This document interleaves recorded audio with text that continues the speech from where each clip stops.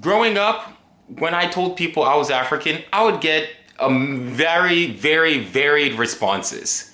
Do you kill lions? Do you ride zebras? Are there just giraffes on the street? And the answer is yes, all of the above. I kill my lion, ride my zebra to school, and then high five a giraffe because I wouldn't have it any other way. I realized that telling people I was African, depending on the context, would get certain responses. At school, when I told people I was African, they would say, "Oh, wow, okay, so what kind of African are you? Are you more of a Madagascar kind of African or Lion King?" And there's only one correct answer. It's Wakanda. We're Wakandan. Wakanda forever. We're the Black Panther kind of African. Come on, guys. And I think that telling people I was African kind of opened myself up to a whole new form of bullying that I didn't even know existed. It's really interesting how creative kids can get. I think though that with being African and with just, having all this lineage, I would also tell people at church, which was the biggest mistake. I should have never told anyone at church I'm African. Because when you tell people you're African at church, oh my gosh, oh, is everything okay? There's like a war going on. People are starving and need water. Let me tell you something.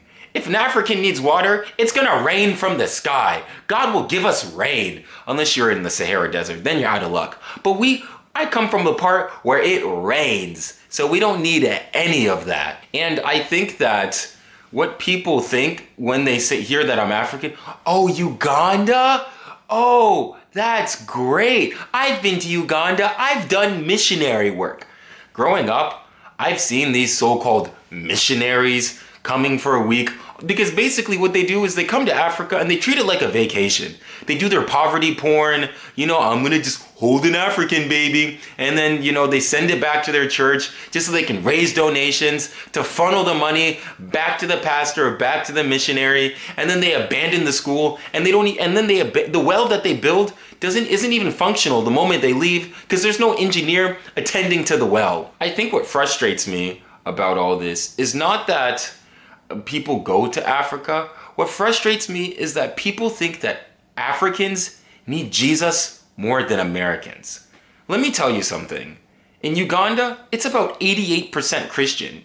If you get any more Christian, at that point, you're going to stop practicing Christianity because there's no way 100% of people agree on anything. Try to get a Baptist and a Catholic, and they can barely even agree on who's right and who's going to heaven or hell.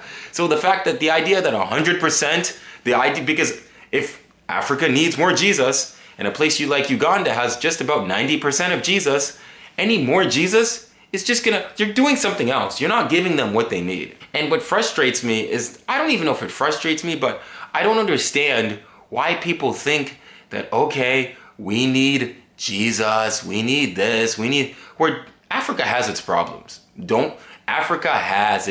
But some people are just living middle-class lives.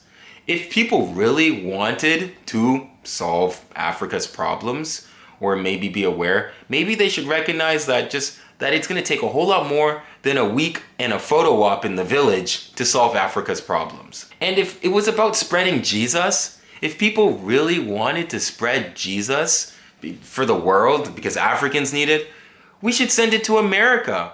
America has declining church attendance, less and less people are religious, and yet we're supposed to, if I were to solve the Jesus crisis that is going on in this country, I would send a bunch of Ugandans over to America. Because tell me why when I go to South Dallas, it looks like a bomb went off. Legitimately, it looks like a bomb went off in South Dallas. I can't tell you, I drive through the area and I'm like, man, my aunt, even the village, even parts of the village, when I go to Jinja, look better than South Dallas. Any place with MLK Boulevard, just call that the American Village. Because if you want to go to the village in America, just drive down MLK Boulevard. That's definitely why I marched on Washington, to create villages in America. Because it's a shame whenever you see anything with MLK. Rosa Parks doesn't even get her own street or avenue. Because, at least You know, the back of the bus, it doesn't warrant a village. It just warrants a day of remembrance.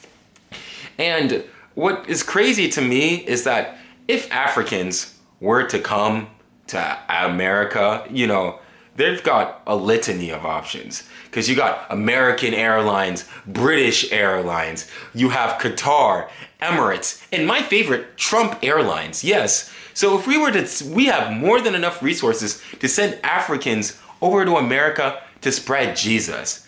Because I don't understand why is it that, okay, if people are in a messed up situation, why we have to go around and police and fix everything? Why is it that we have to go and look at other people? I think even the Bible has this concept like, you know, before you go judge somebody about the speck of dust in their eye, you got to remove the log in your own eye.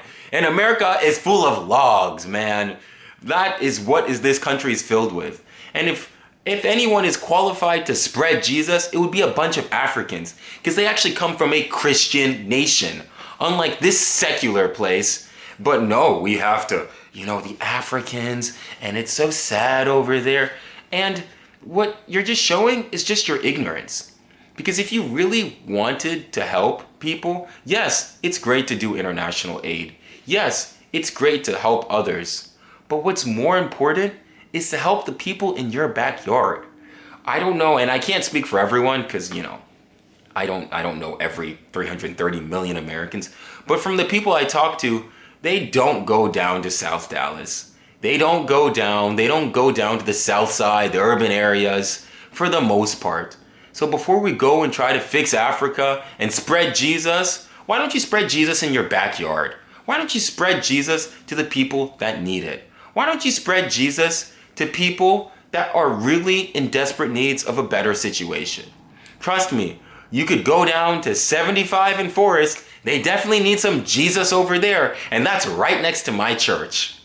So before we go off and set Africans, you know, their problems are not Jesus. It's killing a lion. You know, they got to survive that. And they got to survive other things, you know, getting water, all these other things. I'm not going to lie, Africans kind of spawned in on veteran difficulty when it comes to life mode.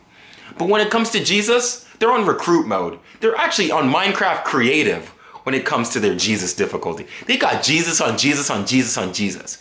So before you go around and say, oh my God, like I was a missionary, and I really take a hard look at yourself and say, hey, what am I doing to make sure that I'm not some hypocrite? Because it's not helpful to go around helping others if somebody down your street is in a desperate situation.